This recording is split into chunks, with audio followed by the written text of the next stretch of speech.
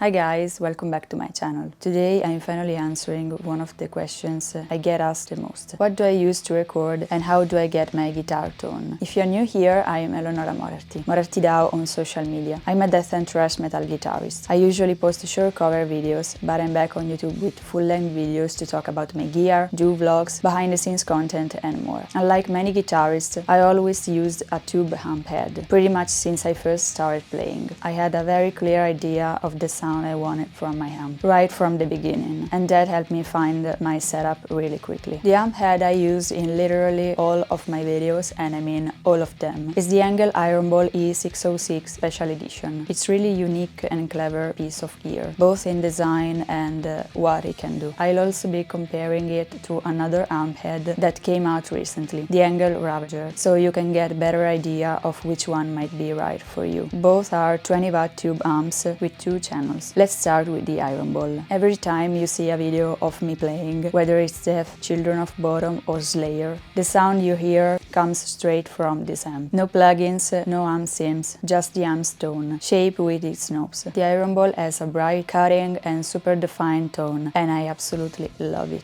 That's why 99% of the time I don't use pedals or external effects. The only exceptions are songs that specifically require one, but that's really rare. On Patreon I go into more detail about how I build my tones, and I even post photos of my exact amp settings for each cover. What makes this amp so smart, in my opinion, is that it comes with both a DI output and IR loader. The IR loader lets you load custom cabinet impulses directly into the amp. It comes with 3 built-in IRs, and you can load up to 5 more, for a total of 8. The DI output gives you a clean, balanced signal you can plug straight into the audio interface. I usually monitor through my studio speakers and skip the cab entirely. You can use it without one. That's actually perfect for my setup, since it avoids sound dispersion in my space. Then I just record through my DAW and get that real tube tone directly in my mix. If you play live, you can also go straight into the mixer and run the sound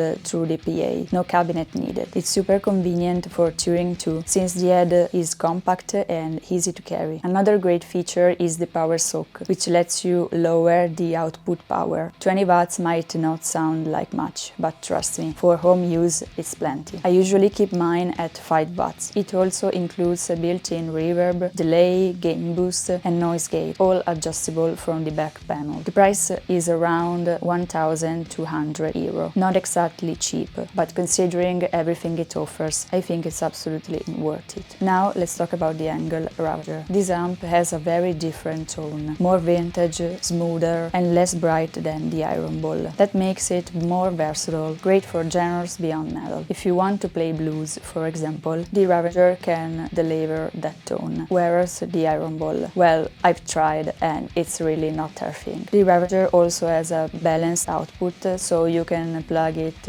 straight into your interface for recording or live use. It includes an IR loader too, though it has fewer slots for total, 1 default, 3 user. You still get the power soak function, so you can drop the wattage for home practice. However, it doesn't have the built-in effects like the Iron Ball does. Something I really appreciate is the size. It's even smaller than the Iron Ball. It's not super light, but it's very easy to transport. And the price? Around €700, which I think is a fantastic deal. With a moderate budget, you can plug straight into the mixer for live shows or record at home easily, all with a great tone. Both amp heads are really well-rounded, self-contained and incredibly flexible in tone. I love how easy it is to record with them and still get such high-quality sound. To sum it up, the Ravager has a more vintage, smoother and versatile tone. The Iron Ball has a brighter, sharper and more aggressive tone, so it really depends on what